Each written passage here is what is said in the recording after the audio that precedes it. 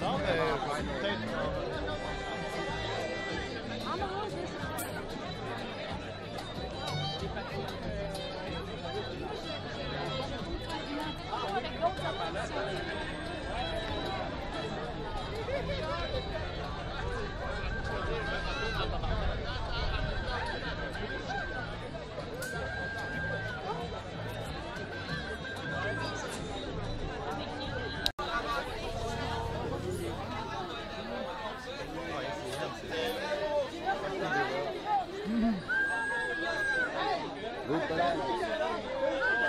Avec TVA, avec TVA, tout va bien.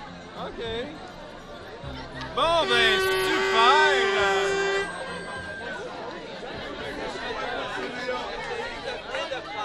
Regardez les deux côtés de la médaille. Je pense que c'est important.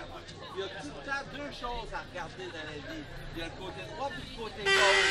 Nous, on est d'un côté puis alors, mais il faut se respecter. Transmettez la vraie information. Soyez pas partisans d'un gouvernement qui essaie de nous imposer des choses qu'on ne veut pas comme être humain. On est libre. Soyons libres. Hey, mets ton micro! Ouvre ton micro! Fake news! Fake news! TVA! Fake news! TVA! Fake news! Fake news! Fake news! Fake news! Fake news! Fake news! Fake news! Fake news!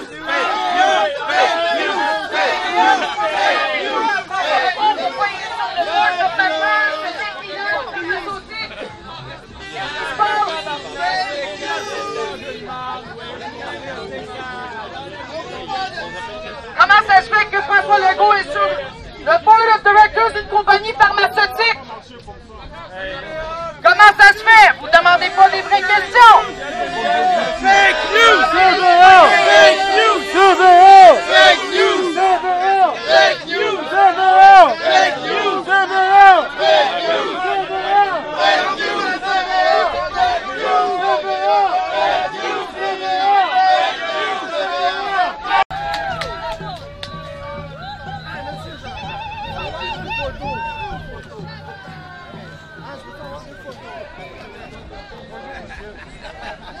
Je vous dirai bonjour.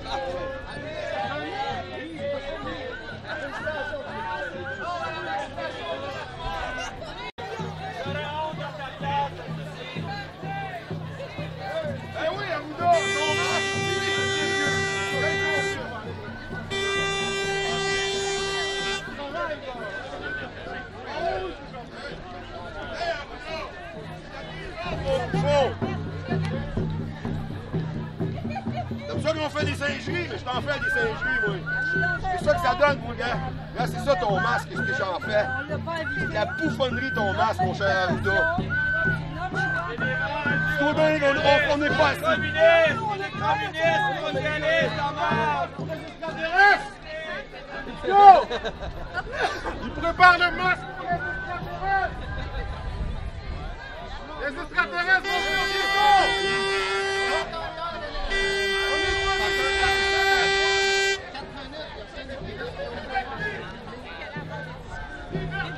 Liberté! Non à la vaccination obligatoire. Liberté! Liberté! Liberté! Liberté!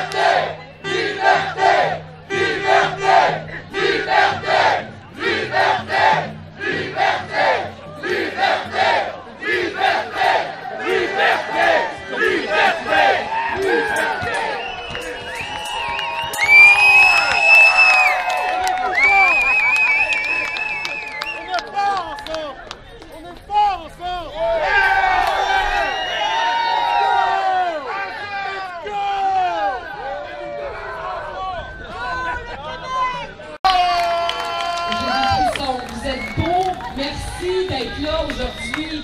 Merci de vous être mobilisés. Je sais que ça prend une bonne dose de courage pour ne serait-ce que d'exprimer ce qu'on pense, pour être ici en ce moment, pour aller à l'encontre de cette nouvelle normalité qu'on veut nous imposer.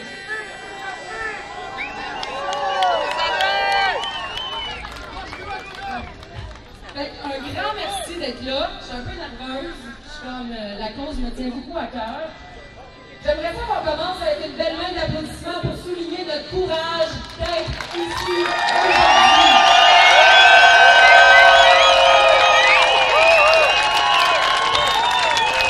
Bravo! On a 8 super invités qui vont venir vous parler. Juste avant, je vais prendre le temps de me présenter parce que je suis un nouveau visage que pas beaucoup de monde connaisse.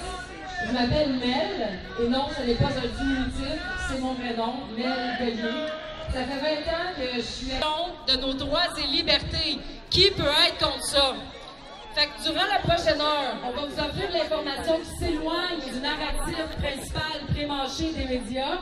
Je vous invite à prendre des notes, mentalement du moins, OK? Parce que c'est important d'être capable de développer un argumentaire solide. C'est important d'utiliser son sens critique pour mener le combat virtuel de façon intelligente, OK? Là, il y a des familles qui sont parmi nous, on a des enfants. Alors, j'insiste vraiment sur le fait de l'importance de rester pacifique pour leur montrer l'exemple. Êtes-vous d'accord?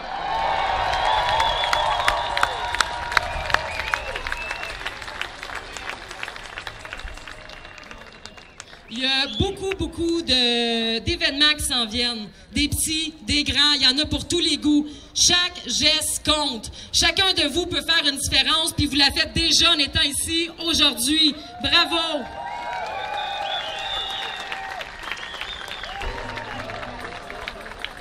J'aimerais ça accueillir le fondateur de Radio-Québec, qui est un média alternatif, qui est vraiment utile dans ce temps de crise. Alors, Alexis, si tu es en train de parler à quelqu'un, j'aimerais ça que tu lui dises un instant, on m'appelle sur le stage, et que tu viennes. T'es là, t'es merveilleux. On l'accueille bien fort, Alexis Courcelle-Trudel!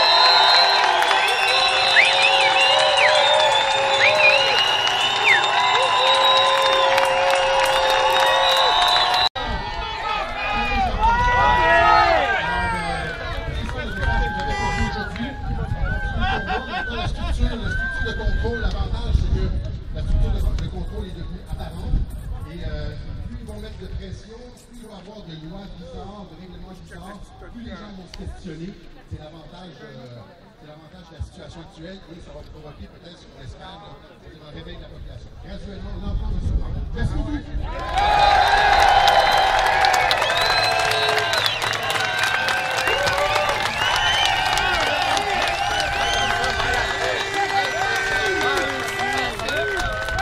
J'aimerais ça que votre attention soit d'accueillir chaleureusement Stéphanie Pépin.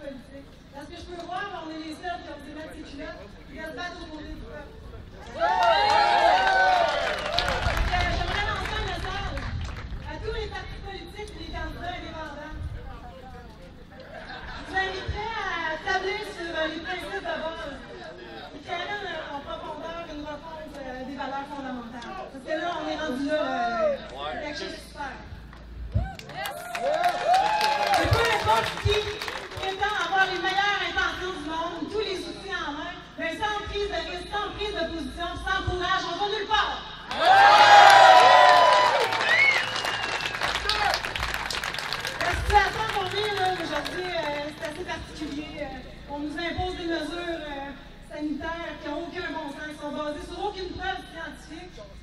On essaie de nous pousser des projets de loi qui n'ont aucun bon sens, qui bafouent nos droits et nos libertés. On a oublié d'écouter le peuple. On ne nous écoute pas. nous disait ceci concernant les médias. Ils sont les entités les plus puissantes. Fausse pandémie, que je croyais à ce moment-là, possible fausse pandémie, qui s'avérait être vraie. La pandémie du VIH. Je suis moi-même VIH positif et après mon enquête personnelle très concluante et sans zone grise, j'ai arrêté mes traitements que j'ai pris pendant 8 ans.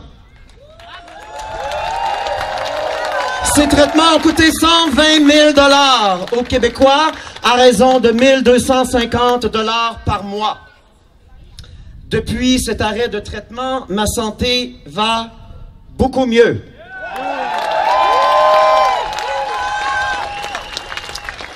Vous m'avez peut-être... J'inviterai, je sais pas, est-ce que quelqu'un voit encore TVA? Si TVA est encore ici, j'invite ce journaliste à se poser la question suivante. Pouvez-vous répondre à la question suivante? Est-ce que vous le savez comment ils ont triché les chiffres pour les... L'éducation, c'est la clé. L'ignorance, aujourd'hui, c'est un choix. Faites vos recherches puis restez objectifs. On se doit de protéger ce que nos ancêtres nous ont légué. Ils se sont battus pour ça. Ils ont saigné, ils ont sué pour qu'aujourd'hui, on puisse jouir de droits et libertés. Présentement, le danger est à nos portes. Faut bloquer ça. Moi, je suis un fier descendant acadien, puis oui, j'ai du sang Micmac qui coule dans mes veines. Les Premières Nations nous ont aidés dans le passé. On les voit pas beaucoup. J'aimerais ça qu'ils sortent, qu'ils se joignent à nous. Les Premières Nations, levez-vous! Car l'union, c'est la solution. Nos droits et libertés sont protégés par des lois. Je vous conseille d'aller vous procurer ces documents-là.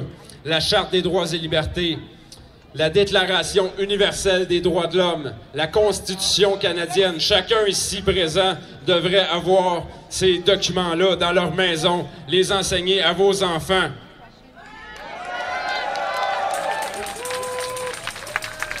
Des injonctions qui se font, il y a des poursuites aux criminels qui se font contre ces psychopathes.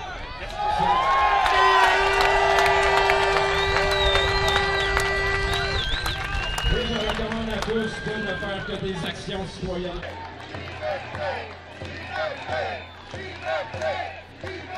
Français de première génération, Québécois de première génération, on va leur niquer leur race à ces bâtards, fuck you!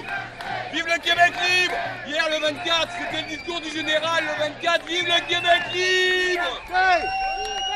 Je suis en train d'essayer d'estimer combien on est aujourd'hui. Je trouve. Pour ce qui s'en vient, parce que c'est la première manifestation officielle aussi nombreuse à Montréal. Patrice, comédienne, blogueuse, chroniqueuse, name it.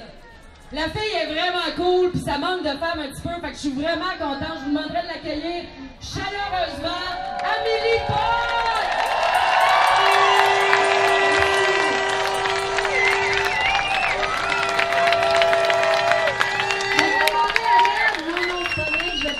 Jean-Jacques Chrétien,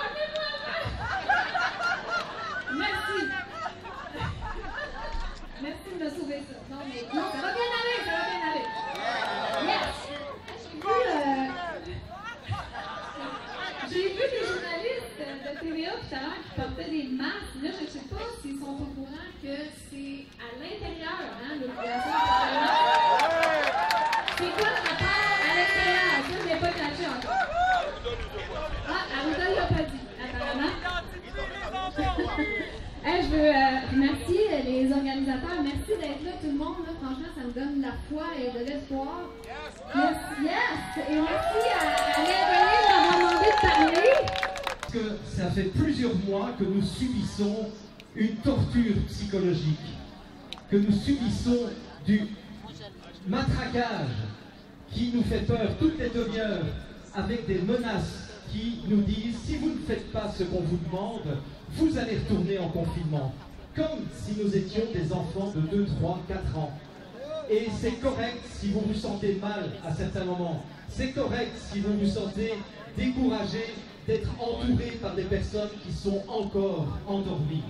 Et je dis encore endormies parce que j'ai l'intime conviction qu'il y a une étincelle de conscience à l'intérieur de chaque être humain. Simplement, certains êtres humains ont besoin de souffrir un peu plus longtemps avant de se réveiller.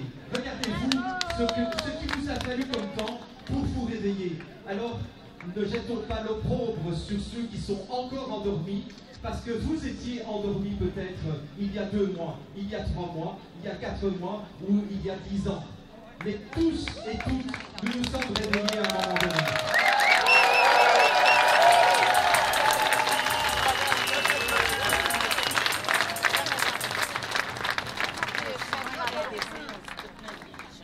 Ce que je trouve intéressant, peut-être que certains d'entre vous m'avaient déjà vu dans les médias en 2009, lorsque je me suis battu contre le projet de vaccination obligatoire H1N1, puisque déjà à l'époque, il y avait un projet de vaccination obligatoire encadré militairement.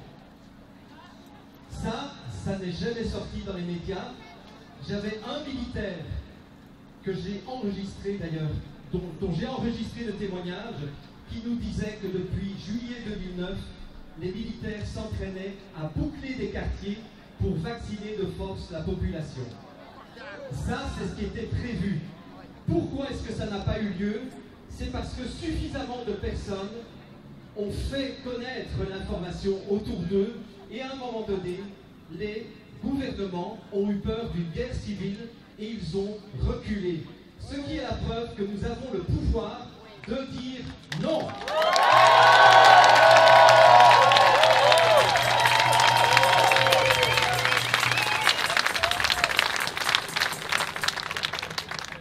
Ce que j'ai trouvé intéressant aussi au moment de la grippe H1N1, c'est que le mensonge de l'Organisation mondiale de la santé était tellement gros qu'à partir de là, beaucoup plus de personnes ont commencé à se méfier de la vaccination et à se poser des questions. C'est là où je dis toujours que l'ombre travaille au service de la lumière et de la conscience.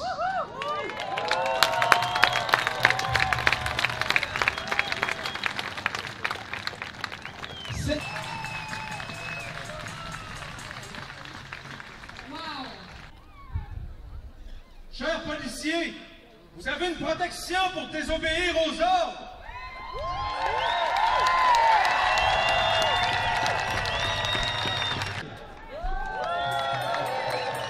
Je vais expliquer un autre principe. Souvent les gens me disent, ouais mais Jeff, on a la loi de notre part. Oui, probablement qu'on a la loi de notre part, mais on n'a pas de pouvoir. Vous savez pourquoi? Parce qu'on n'a pas de pistolet sur nous autres. C'est pas nous autres qui détiennent les guns. OK, oui, on a un pouvoir comme citoyen, je veux dire, de s'opposer, mais on va-tu aller s'opposer en face d'une auto 47? C'est impossible! OK? D'une société libre et démocratique, est-ce que le gouvernement est capable de justifier avec 0 morts? Ou 2 ou 3 morts en 3 jours? Est-ce qu'il est capable de justifier qu'il supprime nos droits et libertés? Encore!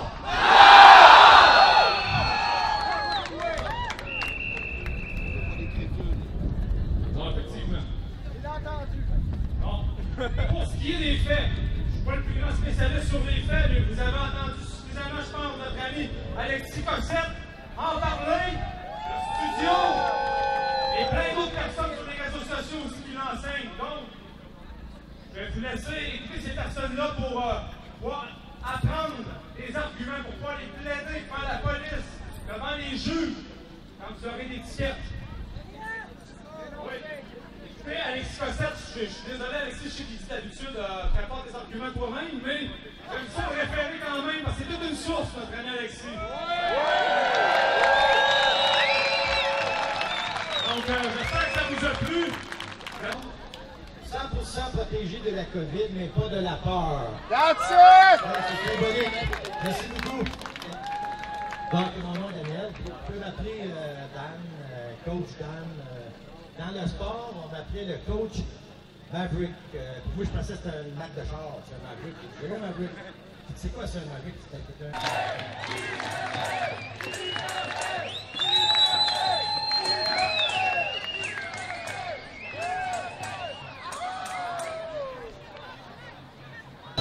visage s'entrechoque comme une manipulation. Et bravant les hurlements de la meute, nos armements nomment le monde. Sortis sur le sol immense qui nous a tous métissés. Recul de brin de laine tressé, très serré, sans couture au sein d'une ceinture fléchée. Comme quelques queues clinquantes de comètes effilochées. Et si l'on suit le fil de notre textile, mène à la sortie du labyrinthe de pas qui nous éreinte depuis qu'ils ont mis nos torts dedans. Ils ont conquis nos territoires, pillé notre histoire et volé notre mémoire.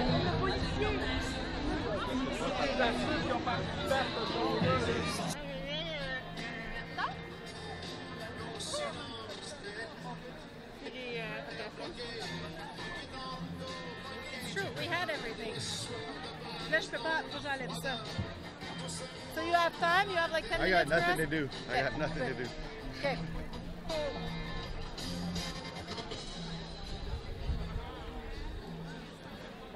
Ah ouais, là, le soleil commence à me taper, hein. Je commence à être comme fatiguée, c'est pour ça.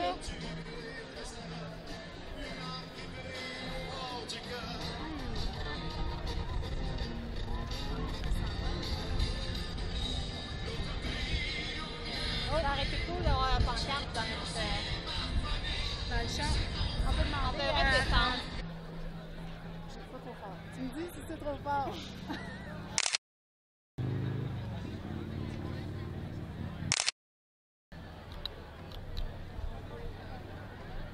Ça va toi?